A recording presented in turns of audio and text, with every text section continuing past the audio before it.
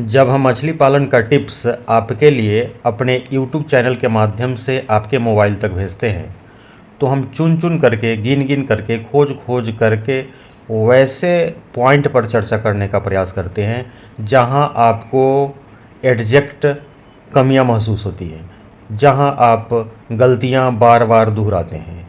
दोस्तों, आपने देखना आरंभ कर चुका है हमारा मछली पालन से related video, fish farming and seeds.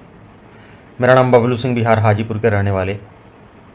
मेरा मछली के बच्चों का काम है आपके लिए छोटे छोटे जानकारियाँ टिप्स के रूप में आपके मोबाइल तक भेजने का काम है। हमारा मेडिसिन का भी काम है, जेके फिश फीड का भी काम है। और जब हम आपको बोलते हैं कि हम उन कमियों को उजागर करते हैं, जो गलतियां आप करते हैं, जो कमियां आप में मौजूद हैं, शायद आपके वह कमी हम दूर कर सकें, उस कमियों पर हम आपका ध्यान केंद्रित कर सकें, जिससे उन कमियों को आप दूर करें, उन गलतियों में सुधार लाएं, तो मछली पालन आपके लिए आसान बन जाए, आप खूब पैसे कमाएं और अच्छा खासा अपना जीवन व्यतीत करें। जैसा कि सारे लोगों को लगभग अब पता चल गया है कि हमारा मछली के बच्चों का काम कोलकाता में होता है, हमारा मेडिसिन का काम बिहार हाजीपुर में होता है।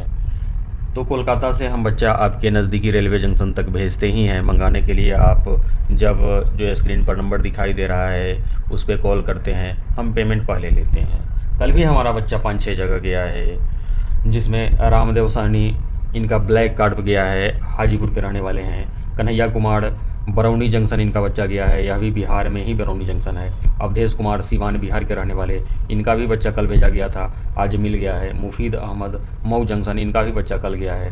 रूपक कुमार, मुजफ्फरपुर बिहार, सारे लोगों का बच्चा कल हमने लोड करवाया था, आज लोगों को मिल गया है। अगर आपको भी कोलकाता नेहाटी वाला बच्चा चाहिए होगा तो स्क्रीन पर जो नंबर दिखाई दे रहा है उस नंबर पे आप कॉल करेंगे और एक वीडियो आपको दिखाई दे रहा होगा, इसमें मेडिसिन पैक किया जा रहा है। यह जहाँ का जिनका ऑर्डर होता है, हम पोस्ट ऑफिस के माध्यम से, चाहे वह ग्रोथ वाली मछली के ग्रोथ से संबंधित दवाओं हो, या फिर मिनरल मिक्सर हो, ईस्ट पाउडर हो, या फिर आपके तालाब में जब अमोनिया बन जाता है, मछलियाँ सारी आपकी ऊपर आ जाती हैं, उसके लिए भी जियोलाइट और ऑक्सीजन टैबलेट आता है। जो भी आपको मंगवाना होता है आप मंगवाइए। जब तक बरसात चल रहा है आपको यह ध्यान देना होगा, तालाब पर सुबह सुबह विजिट अवश्य करिए।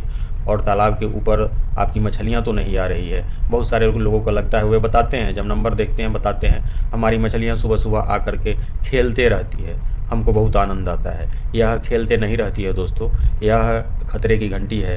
हो सकता है एकाएक अचानक आपको पता चले कि आपकी सारी की सारी मछलियों का नुकसान हो गया है और फिर आप हाथ मलते रह जाएंगे। इसलिए अपने फार्म पे हम बार बार वीडियो में दोहराते हैं, हम जैसा कि बताए आपको, हम कहाँ गलती आप करते हैं, कहाँ आपसे चूक होती है, वहीं पे आपको हम वीडियो के माध्यम से जानकारी देते हैं। तो आप अपने पास जियोलाइट 10 किलो का पैकेट, बहुत महंगा नहीं आता है, ऑक्सीजन टैबलेट 1 किलो आप अपने फार्म पे रखिए, अपने घर पे रखिए कि इमरजेंसी में काम आ सके।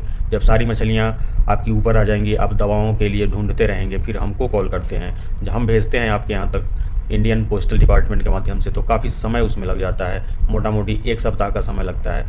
तब तक काफ़ी देर हो चुका होता है और आपको काफ़ी नुकसान हो गया रहता है।